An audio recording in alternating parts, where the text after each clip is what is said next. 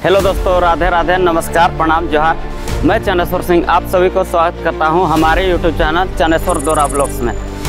और अभी दिन के 2:30 बज चुके हैं और अभी का नज़ारा आप लोग देख सकते हैं इस तरह से है। और रात में काफ़ी बारिश हुई थी जिसके कारण ये देखिए ज़मीन भीग चुके हैं। और आज का ब्लॉग वीडियो में आप सभी को बताएंगे कि किस तरह से बाहर आने में ट्रेन द्वारा और बस द्वारा किस तरह से दिक्कतों का सामना करना पड़ता है, और बाहर काम खोजने में भी किस तरह से बहुत दिक्कतों का सामना करना पड़ता है, वो सभी आज का ब्लॉग वीडियो में बताएंगे, अलग अलग लोकेशन में जा कर के बैठ के। तो आप सभी हमारे ब्लॉग वीडियो में बने रहें। तो दोस्तों, आप सभी को बताते चलूँ कि सबसे पहले मैं अपने गाँव से आया रामानुगंज, जो छत्तीसगढ़ का एक ज़िला पड़ता है। वहाँ से हमने 20 जुलाई को गाड़ी पकड़ा बस, और बस द्वारा हम 20 तारीख को ही रात में छत्तीसगढ़ के अंबिकापुर एक जगह है, वहाँ रेलवे स्टेशन है, वहाँ पर आया। और रात में 10:30 बजे लगभग ट्रेन पकड़ कर के रायपुर, जो छत्तीसगढ़ का एक ज़िला पड़ता है और छत्तीसगढ़ का राजधानी है, वहाँ पर हम पहुँच गए। और वहाँ के बाद फिर हमने एक दूसरा ट्रेन बदलना चाहा, क्योंकि काम करने जाना था बेंगलुरु सिटी, जो कर्नाटक राज्य में पड़ता है। तो दूसरा ट्रेन में बहुत ही ज़्यादा भीड़ था, जिसके कारण हमें बहुत दिक्कतों का सामना करना पड़ा। और वहाँ से तो चढ़ गए किसी तरह, और आगे जाकर के दुर्ग एक रेलवे स्टेशन है, वहाँ पर उतर गए, क्योंकि बहुत ही ज़्यादा भीड़ था दोस्तों। इसलिए हम लोग 4 भाई थे और किसी को पैर रखने तक का जगह नहीं था।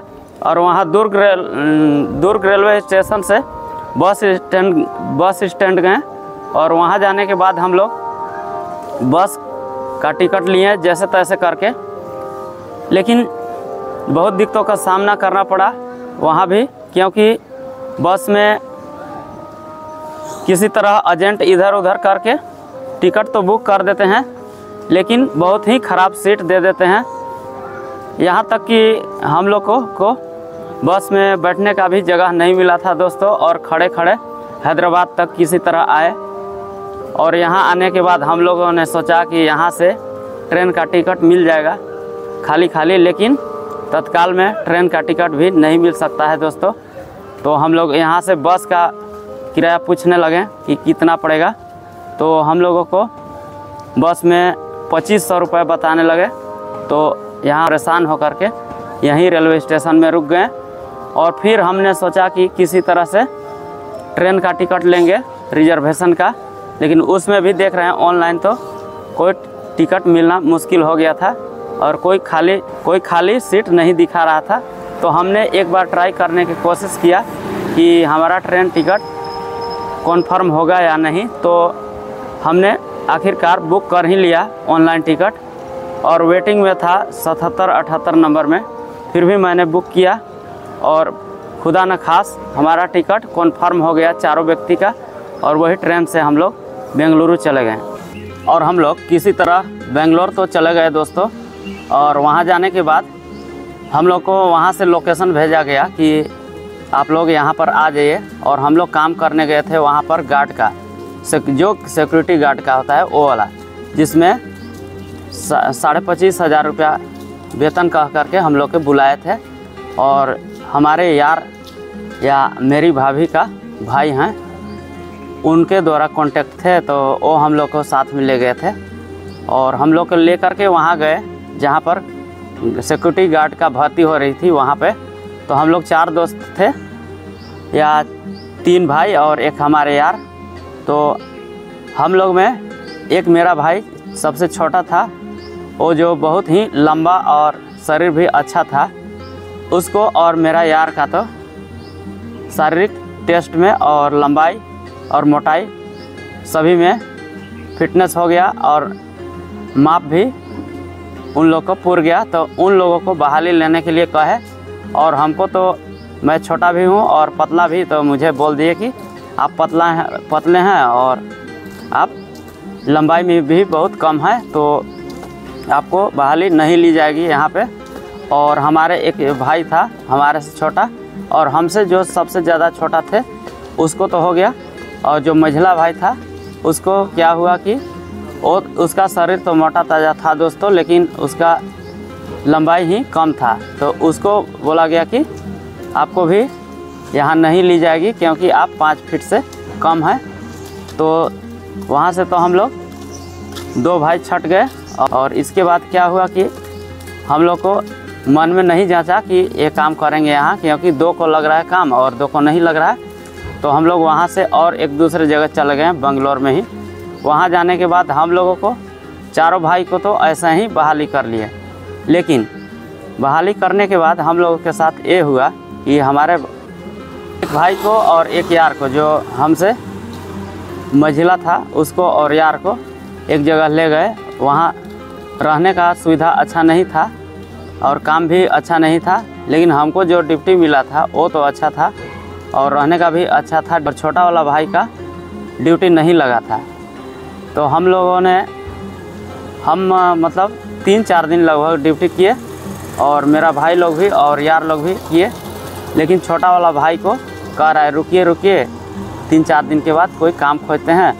और मेरा भाई लोग और यार को जो उधर दूसरा साइड में ले गए थे, उन लोगों को तो रहने का अच्छा सुविधा नहीं था। तो उन लोगों ने सोचा कि अब यहाँ नहीं ड्यूटी करते हैं। तो हम लोग फाइनली डिसीजन लिए कि यहाँ पर नहीं रहेंगे, अब यहाँ से चलते हैं हैदराबाद, वहाँ पर काम खोजेंगे और वहीं पे काम करेंगे। तो दोस्तों हम लोग फाइनली वहाँ से तो काम छोड़ दिए बेंगलुरु में, और वहाँ से हम लोग डिसीजन लिया कि हैदराबाद में चलते हैं और वहीं पर काम खोजते हैं। तो यहाँ हम लोग को सापुरजी पालोनजी कंपनी लिमिटेड में काम मिल गया। मतलब हम लोग को तो काम लग रहा था और मेरा यार जो थे वो बेंगलोर में ही रह गए। तो हम लोग 3 ही बचे। तो हम लोग 3 भाई हैदराबाद में आ गए। और मेरा छोटा भाई था, सबसे छोटा भाई, वो हम लोग का दूसरा ही प्रकार का काम लगता है, एक परफी करके होता है उसमें। तो यहाँ पर हम लोग सरिया सेटरिंग का काम कर रहे हैं और परफी के तहत रखता है। तो परफी में उन्होंने नहीं ट्रेनिंग नहीं किया था, तो उसे नहीं रखा गया यहाँ, और हम लोग दोनों भाई को रख रहा था। तो छोटा वाला भाई कभी बाहर में काम करने नहीं आया था, तो उसके वजह से मेरा भाई भी गांव चला गया, क्योंकि वो अकेला गांव नहीं जा सकता, इसलिए वो नहीं गया। तो हम अकेला ही अभी यहाँ पर काम करते हैं और हम लोग सरिया सेटरिंग का काम करते हैं यहाँ पे। और आप लोग जान ही रहे हैं बाहर में कितना दिक्कतों का सामना करना पड़ता है, पानी वगैरह सारा चीज़ का समझ ही रहे होंगे जो बाहर आते होंगे। और यहाँ काम धंधा करने में तो कोई दिक्कत उतना नहीं है दोस्तों, लेकिन हम लोग का जो रूम और साइड जहाँ पर हम लोग काम करने जाते हैं, दिन का काम करने जाते हैं, वो साइड यहाँ से जहाँ हम लोग का रूम है, जो ओस्मान नगर करके बोलते हैं, जो NTR नगर के बीच में ही है। तो यहाँ से साइड की दूरी लगभग 10 किलोमीटर है दोस्तों। तो वहाँ तक जाने में हम लोग का तकरीबन 20 से 30 मिनट लग जाते हैं, क्योंकि सुबह और शाम को सभी लोग ड्यूटी अपना अपना करके, बड़े बड़े स्टाफ लोग भी और बहुत प्रकार के लोग आते हैं अपने अपने घर की ओर। तो बहुत ज़्यादा ट्रैफिक जाम होते हैं शाम को, उसके वजह से बहुत ही ज़्यादा भीड़ भड़का हो जाता है दोस्तों। तो रूम तक आने में बहुत ही ज़्यादा समय लग जाता है। तो बाकी सब तो ठीक ही है, लेकिन वही आने जाने का थोड़ा दिक्कत होता है। फिर भी जान ही रहे हैं बाहर में काम धंधा करने वाला को तो दिक्कत ही दिक्कत होता है। तो इस तरह से तो सामना करना ही पड़ेगा। और हर व्यक्ति को यह होना चाहिए कि कुछ न कुछ काम करे, तभी उस आदमी का जीवन और दाल रोटी चलती है। इसलिए हम भी बाहर में कमाने आ गए हैं। जो हम जहाँ पर रहते हैं उसका नाम है हैदराबाद, और हैदराबाद जो तेलंगाना स्टेट में पड़ते हैं। तो हम लोग यहीं पर रहते हैं। और दोस्तों हमारा झारखंड से छत्तीसगढ़ और छत्तीसगढ़ से बेंगलुरु और बेंगलुरु से हैदराबाद आने के क्रम में बहुत जगह लोचा हुआ, जिसके कारण बहुत सारा पैसा भी ज़्यादा हानि हो गया। और हमारा गांव से बेंगलोर और बेंगलोर से हैदराबाद तक आने में 6,600 रुपया खर्च हो गया, क्योंकि वहाँ बेंगलुरु में 2,000 रुपया लगभग इधर उधर फर्जी करके कोई आदमी काम दिलाने के नाम पर हमको मतलब इधर उधर करके दिला दिए, क्योंकि उनको ठग दिया, क्योंकि उनके थ्रू हम गए थे तो उनको भी ठगा। तुम कौन खेत के मूली हैं, ये आप लोग जान ही रहे हैं बाहर में कितना फर्जी और ठगते हैं। तो इस तरह से हमारा यात्रा कंप्लीट हुआ और हमारा 6,500 रुपया लग गया, 6600 जो।